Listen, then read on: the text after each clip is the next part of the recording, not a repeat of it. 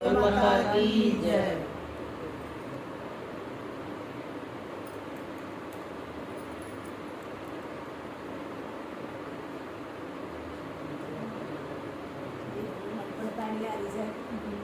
कथा सुनावेगी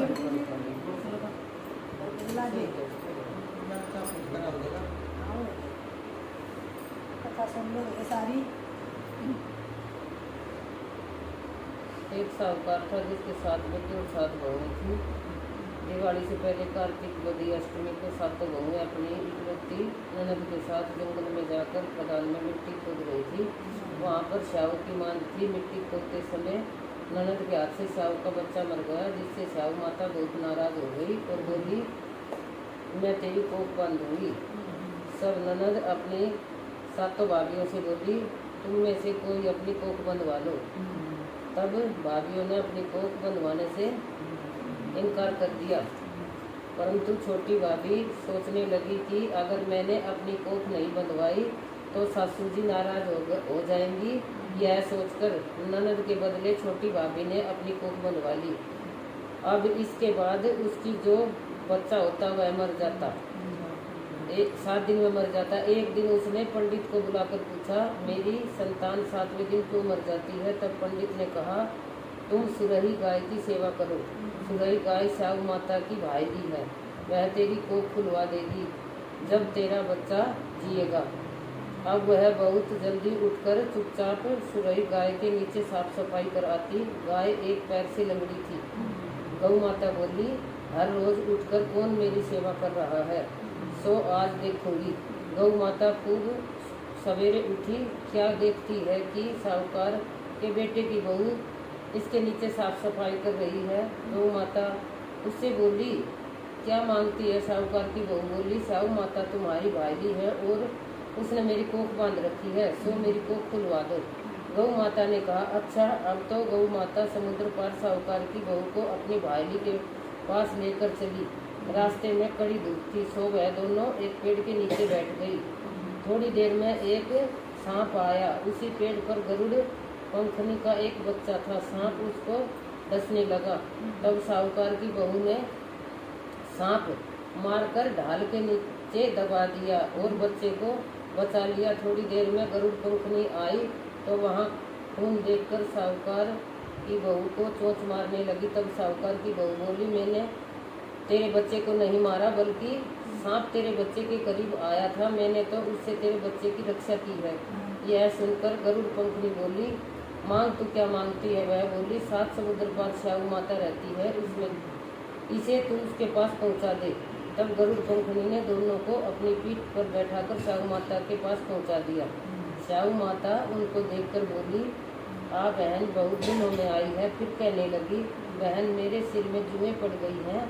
तब सुरही के कहने पर साहूकार की बहू ने उसकी सारी जुएं निकाल दी। इस पर श्याऊ माता प्रसन्न होकर बोली, तूने मेरे सिर में बहुत सलाई घेरी है, इसलिए तेरे 7 बेटे और 7 बहू होंगी। वह बोली, मेरे तो एक भी बेटा नहीं, 7 बेटे कहाँ से होंगे? श्याऊ माता बोली, वचन दिया है, वचन से फिरूंगी तो धोबी की कुंड पर कांकरी होंगी। तब साहूकार की बहू बोली, मेरी कोख तो तुम्हारे पास बंधी पड़ी है। यह सुन श्याऊ माता बोली, तुमने मुझे ठग लिया। मैं तेरी कोख खोलती तो नहीं, पर अब खोलनी पड़ेगी। जा, तेरे घर में तुझे 7 बेटे बहुएं मिलेंगी, तू जाकर उजमन करियो, 7 अवई बनाकर 7 कढ़ाई करियो। वह लौटकर घर आई तो वहाँ देखा कि 7 बेटे और 7 बहू बैठे हैं। वह खुश हो गई। उसने 7 अवई बनाई, 7 उजमन किए, 7 कढ़ाई करी। शाम के समय जेठानियाँ आपस में कहने लगी कि जल्दी जल्दी दो पूजा कर लो। कई छोटे बच्चों को याद करके जेठानी ने रोने लगे। थोड़ी देर में उन्होंने अपने बच्चों से कहा, अपनी चाची के घर जाकर देखाओ कि वह आज अभी तक रोई क्यों नहीं है। बच्चों ने आकर कहा, चाची तो कुछ मान रही है, खूब उजमन हो रहा है। यह सुनते ही जेठानियाँ दौड़ी आई और आकर कहने लगी कि तूने कोख कैसे खुलवाई? वह बोली, तुमने तो कोख बंधवाई नहीं थी, सो मैंने कोख बंधवा ली थी। अब श्याऊ माता ने कृपा करके मेरी कोख खोल दी है। हे श्याऊ माता, जिस प्रकार उस साहूकार की बहू की कोख खोली, उस प्रकार हमारी भी कोख खोली है। गणेश की कोई माता सबके आइए सारी देखा बाट तेरी हाथ जोड़ के अर्ज करूं सो तेरे कैसे आस गणी कोई माता सबके आइए सारी देखा बाट तेरी हाथ जोड़ के